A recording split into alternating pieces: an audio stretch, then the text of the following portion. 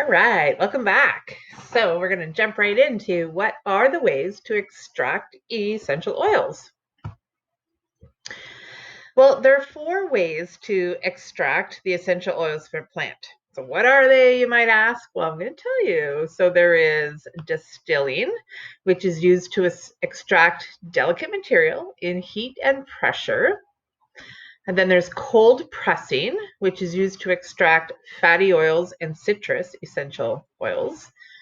There's a resin tapping, which is pulling the essential oil that contains resin directly from the tree. And finally, there's absolute oils. And this is when oils are in a very delicate media, so solvents are used to extract essential oil. I'm going to talk a little bit about each of those. So we're going to start with cold pressing. So like an olive, this process is as it sounds. The product is pressed to extract the oil. So you probably have cold pressed olive oil in your cupboard right now. Cold pressing is used to extract fatty oils, like your olive oil, and citrus essential oils. So just as it sounds, the product is pressed. So squashed down really tight to extract that oil. So we use this process for citrus oils because using other methods can break down the delicate molecules. And if you do that, it causes the oil to become bitter. So imagine having like a bitter orange essential oil or a bitter lemon. No, you just wouldn't sound delightful, does it? So fatty oils like olive, almond oil, jojoba oil, coconut oil, they're all best if they are cold pressed, as well as the citrus oils like orange, lemon, lime, bergamot. Those are all a cold pressed oil. Next, we've got resin tapping. So resin tapping is pulling the essential oil containing resin that's in the tree directly from the tree.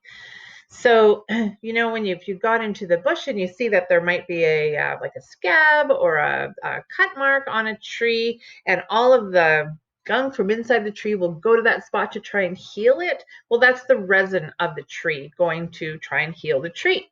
So, how they do resin tapping is they'll cut the external plant part and that will open up the resin. And then the resin is taken from the tree, and then the essential oil is steamed, distilled from the resin. Resins can also be chewed like gum. So you might have even done that in your time. If you've gone for a walk in the bush, lots of times people will just chew that resin as gum. It doesn't always taste great.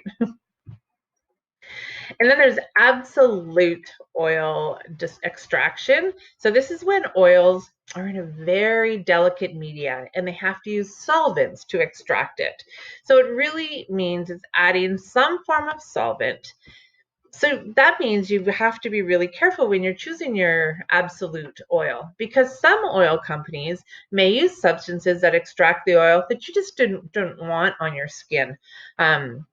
Or the solvent could alter the benefits of the oil also. So really being conscientious if you're going to buy an absolute oil, that you know what the solvent is. Often alcohol is the solvent. Regardless, I would use them all sparingly unless the solvent was water. So just so you know that the company that I buy from is Young Living, and the solvent is water, and the only essential oil that is extracted that way is jasmine essential oil. And then finally, we have steam distilling. So steam distilling is used to extract the delicate material, and they use heat and pressure in a controlled environment. This is the most common essential oil extraction method.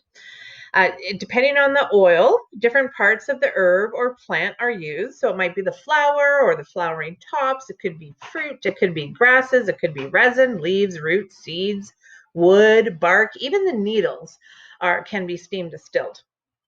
So this process involves using heat to water to create steam, which then extracts the essential oil.